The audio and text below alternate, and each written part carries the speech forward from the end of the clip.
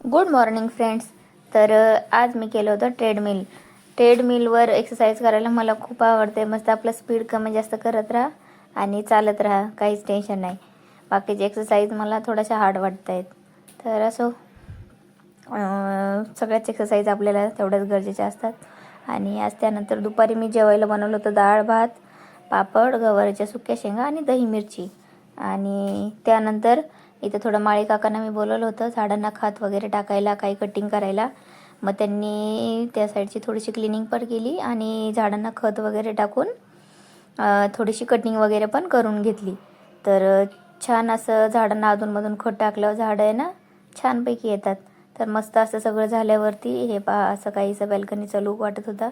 इकडं वर्षी तुळशी आहे, हे आहे 2 मिरची झाडं आणि हे पहा ॲलोवेरा, बरेच काही झाडं आहेत माझ्याकडे.